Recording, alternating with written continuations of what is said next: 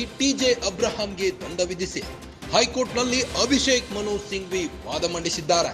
ರಾಜ್ಯಪಾಲ ಕೋರ್ಟ್ ಮುಂದೆ ಒಂದೊಂದು ಹೇಳಿಕೆ. ಈ ಪ್ರಕರಣ ನಡೆದಿರುವುದು 2005 ಮತ್ತು 2010ರಲ್ಲಿ. 15 ವರ್ಷಗಳ ಬಳಿಕ ಈ ಬಗ್ಗೆ ವಿವಾದ ಯಾಕೆ? ಎಚ್ಡಿಕೆ ನಿರಾನಿ ಜೊಲ್ಲೆ ಪ್ರಾಸಿಕ್ಯೂಷನ್ಗೆ ಅನುಮತಿ ಇಲ್ಲ. ಇವರ ವಿರುದ್ಧ ಪ್ರಾಸಿಕ್ಯೂಷನ್ಗೆ ಅನುಮತಿ ಕೊಟ್ಟಿಲ್ಲ ಯಾಕೆ? ಈ ಫೈಲ್ಗಳನ್ನ ಗವರ್ನರ್ ಬಾಕಿ ಉಳಿಸಿಕೊಂಡಿದ್ದೇಕೆ? ಹೈಕೋರ್ಟ್ನಲ್ಲಿ ಅಭಿಷೇಕ್ ಮನು ಸಿಂಘ್ವಿ ವಾದ ಮಂಡಿಸಿದ್ದು, ರಾಜ್ಯಪಾಲರು ಕ್ಯಾಬಿನೆಟ್ ಸಲಹೆಯನ್ನ ಪಾಲಿಸುತ್ತಿಲ್ಲ, ಸಂಪುಟ ಸಲಹೆ ಪಾಲಿಸಲೇಬೇಕಾ?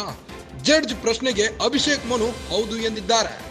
ಕ್ಯಾಬಿನೆಟ್ ಸಲಹೆ ಪರಿಗಣಿಸಬೇಕು ಎಂದು ಸಂವಿಧಾನ ಹೇಳುತ್ತೆ.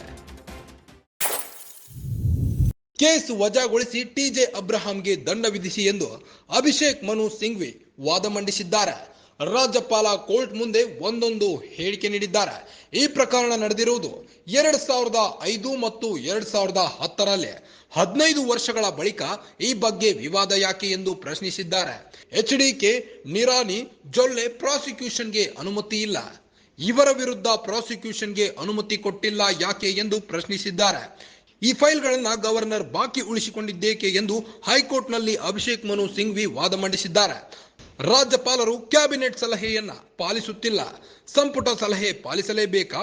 ಜಡ್ಜ್ ಪ್ರಶ್ನೆ ಹಾಕಿದ್ದು, ಜಡ್ಜ್ ಪ್ರಶ್ನೆಗೆ ಹೌದು ಎಂದ ಅಭಿಷೇಕ್, ಕ್ಯಾಬಿನೆಟ್ ಸಲಹೆ ಪರಿಗಣಿಸಬೇಕು ಎಂದು ಸಂವಿಧಾನ ಹೇಳುತ್ತೆ ಎಂದಿದ್ದಾರೆ.